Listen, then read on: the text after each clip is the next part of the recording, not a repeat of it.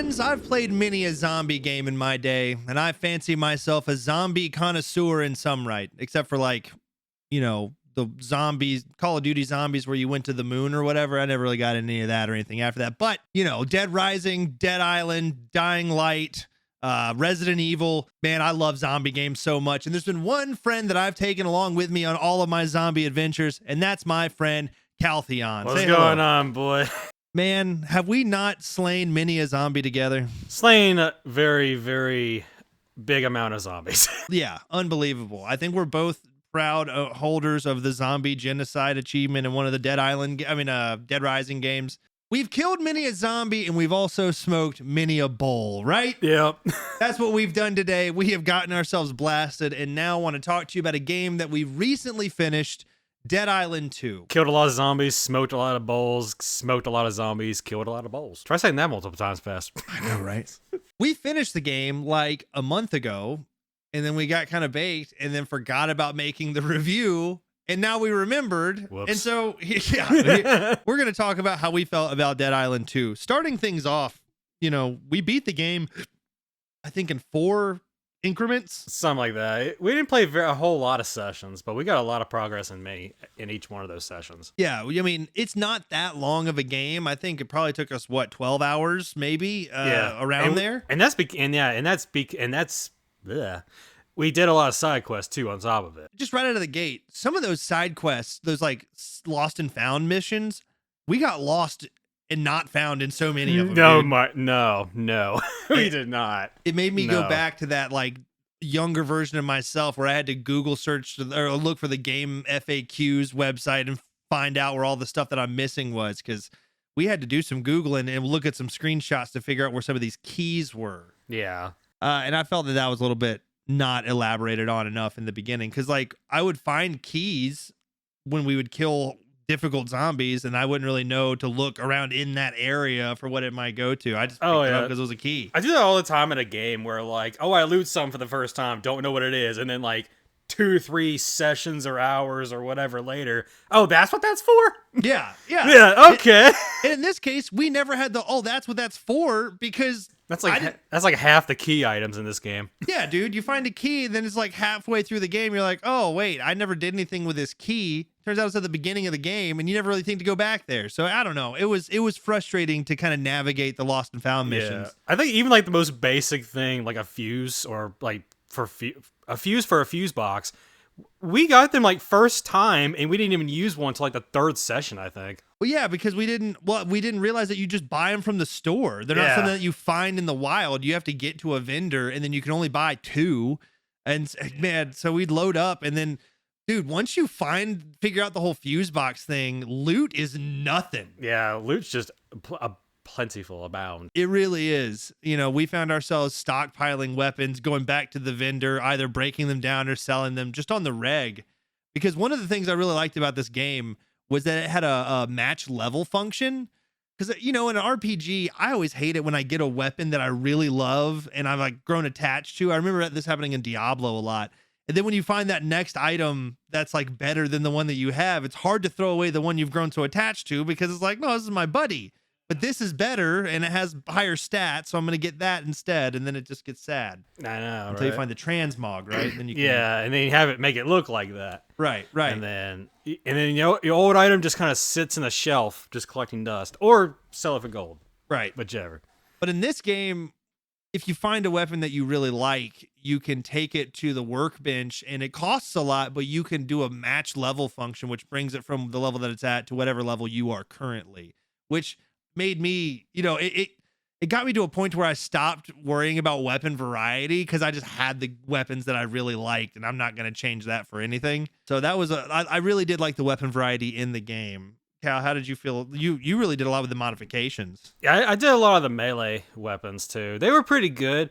I really like the pole animation where you actually like ram it into the zombie's like stomach, and then you put them like via the impaler style, just put them through the skull like that, and then pull it back down. It was pretty cool. Fist animation for like the fist weapon, puts it right through their head. Katana or like any other two-handed sword, you just bring it down to the knees and then decapitate them honor style. They're pretty cool. I will admit those animations were pretty dope. Yeah, the finishers were cool. And that was really fun for me playing alongside Kalthion, is because I went with a gun build because I like to shoot the stuff, and Kalthion went with a melee build. So he was doing lots of swords and stuff like that. And I never would have thought to parry in a zombie game, but Kalthion picked up on that right away. So he's parrying and pulling these finishers on zombies the entire time that we're playing. And every time we run into a new type of zombie that's massive, he's like, I wonder if I can parry this thing too. Yeah. It was nuts. So back up a little bit. In this game, because we mentioned the whole RPG aspect, you have multiple characters and you can build them multiple ways. And the way I built mine was basically parry or post style, where basically I just go through the entire game just parrying all the zombies, healing myself and killing them essentially in one hit. And I find it very hilarious. Those zombies, they're very polite. They'll just stand there and watch all this happen. Yeah. Like, they're very considerate. It's true. Like, I would watch Kalthion parry one of these things, and it's like almost like the rest of the zombies got in a line just to watch. It's like, what is going on right now? Yeah, the thing here is to swarm. That's what zombies do. They need to figure that one out. But God, I hate that you can parry the specials, but you can't riposte them, which I found very odd. yeah, that is odd. Because like to me, what it seemed like you did is you built your character to make Dead Island 2 as close to Dark Souls as you could. In a way, yeah. Only you, dude. It all goes back to Dark Souls somehow. Every time, yeah, there's no escaping it. Always just loops. Damn you, FromSoft. My honest take on the game is that, first off, I paid like $8 for it on a Steam sale. I got me one, and then Kalthion got one, and then, I mean, easy investment into it. And a little bit of backstory. Cal and I's first game that we ever played together and finished online was in high school, and we played Dead Island 1 on the PlayStation 3. We played it on the PlayStation 3, and then we finished, which, I mean, the network connection for that back then was a nightmare, wasn't it? Oh, it's awful. It was so bad. So many desyncs, so many crashes, so much lag. Well, not to mention back then, too, it was like internet was nothing like it is today as far as power is concerned. And I lived way out in the country, so we had the worst internet, which probably didn't help things too much. Like, I was out in the boonies, but y'all were out in the sticks. Yeah, like... dude, it was bad. But we finished the game together, so we thought it would be nostalgic to now go through and play Dead Island 2. So that's what we did, and it was really fun. And I think if I had paid any more for it and then played it by myself, I would have come away, I think, a little bit more disappointed. But the fact that I had a good buddy to play through the game with really made the replay value that much better. Like, I love Borderlands 2, but I didn't fall in love with Borderlands 2 until I played it with Kalthion. You really introduced me to the game in a new way, because I tried to play it by myself, and I was like, all right, this is cool and all, but I don't know, I'm gonna go do something else. That made me really fall in love with it, and I think the same thing happened here. How did you feel? Oh yeah, but about the same way. I think I feel like I actually would have enjoyed it, like even with or without a person. For what it was, I think I enjoyed it for the most part. There were definitely a lot of things about this game that just didn't make a lot of sense. Yeah. Or just didn't, like, why is that a thing? Like, why did that happen? Like, that one thing, there was one, like, little stuff. You can do a bunch of things in this game, but one thing I really like to do outside of, like, the normal progression is, like, the little mini stuff. Like, we found this bowling alley in this building. Yeah! And we worked for, like, 10, 15 minutes bowling that ball down the alley, hitting all the pins. Yeah. And there was no achievement for it. Not even a little bit. And like, so we found this bowling alley in this mansion, and like, I went and tried to kick one of the bowling balls down the alley, and it would only move like this much. So we kicked it the whole way down, and it ran into the pins, knocked a strike, and there was no trophy or achievement or anything like that. Yeah, not even like an Easter egg or nothing. Complete missed opportunity as far as I'm concerned. Like, that would have been ideal, man. Yeah, dude. And it would, like, bonus points if you put a Big Lebowski reference in there, but I'm not even asking for that. Just an achievement. Either some lights or something. Yeah, like me feel like good casino about style light saying strike or no or something like that. But or not even the thing coming down and re-racking the pins. Yeah. Like, just something. That would have been. We're making a really big deal about something that's not that important. Right? But I feel strongly about this, damn it. It's the little things. Exactly. Yeah, it's the little things in life. In virtual reality, apparently. Yeah, exactly. So playing through the game with a buddy is going to make this game that much better. I think it only amplified things and made it to where I can look back at Dead Island 2 and said I really had a fun time with that game. Not because the game is like, oh my God, it's so much fun, but because if you have a really good friend and you're playing through it, you're going to have a good time, especially if you're blazing through bowls like Kalthion and I do. On that though, we just found out that it was more than a 2-player co-op. I didn't know that, or else I would have invited, my buddy Bark or somebody else to come in and play with us. But it's not a 4-player co-op either. We found out that it's only a 3-player co-op. Yeah, what's up with all the odd number co-op limiters lately? I mean, I'm thinking maybe it's because you have to have like the 3 different instances of the game. I don't really know how that shit works though, but like maybe it's too heavy because the game is really pretty. Like it's a beautiful game to look at. It looks wonderful. So I'm thinking that maybe that's like too much for it. But again, I don't really I just find know. it weird considering there's 8 characters in the game, but only 3 open slots. Yeah, it's like making that like need for symmetry in my mind like flare, because it's like, oh my God, there's 8 characters. You should be able to pick 4 of them because then it's in half, but only picking 3, it feels like it's like unbalanced and it makes my OCD or something. Yeah. Oh, really like uncomfortable. 100%. Make it 4, man. Or at least there's some form of even number, Yeah, I like even numbers better personally. But you can have at least 3 players to play alongside, and I would recommend, I think the more the merrier for this game, because the zombies do get kind of swarmish at times. And like early game, you're having a harder time with the zombies. I think I noticed there's about a midway point to where you're like, I understand how to manipulate these weapons. I understand what like the whole point of this is. These zombies are bitches. Oh yeah, 'cause early game, car alarms are like death. Yeah. Early on. Yeah, you can get swarmed real quick and you don't really know how to, or at least don't have the gear to fight back as much. But once we found our kind of like lane with our weaponry, dude, it was nothing. I know at one point, whenever I set off a car alarm, it was just like a Coliseum match for me. Yeah. Zombie shows up, parry riposte as they're all watching. Next one comes up, same thing again. Like, set him up, knock him down. he could kill every zombie in like maybe a few seconds. For me, I would never die, but it would take forever. Yeah. Yeah. Because you had like that regeneration of health too, right? I basically had regen health on top of riposting and parrying, also giving me health back and bonus damage modifiers. So it's just broken. So yeah, it's just a compounding kind of. I don't know about compounding, but it like basically boosts itself. Like That's kind of insane. deal. Like it's ridiculous. That's nuts. And I mean, it worked too, because like you did not go down very often. I, on the other hand, went down pretty regularly. I think. Oh yeah, because that kind of reminds me of that Fury system that's a part of it as well. Oh yeah, the Fury. So the game has this mechanic because, well, I'm not going to give too much of a spoiler, but they have this thing that you can kick off. I mean, the game's been out for forever. I don't see why I can't talk about this. But the best way I can basically say it in a non-spoiler way, basically you go berserk, like you just get really angry, you go berserk and start healing things with more power. Yeah, it's like a special ability you have. You hit a key, you can trigger it. It goes for a certain amount of time, and then it's got to cool down, and you got to build it back up. It's called Fury, and I felt very conflicted about the Fury. It felt unnecessary to me in the game. I feel like you had to build like a Fury build to make Fury good. Yeah, I mean, it was good because I didn't do a Fury build in like end game. I'm pretty sure for the last boss fight, we crushed it just by both kicking Fury mode and running at it. Pretty much. Just laid into it. Like, you can kill, like, regular zombies really quickly. You try to, against a special, you can kill it, like, I think it might last long enough to kill one special. Yeah. And that'd be, like, it.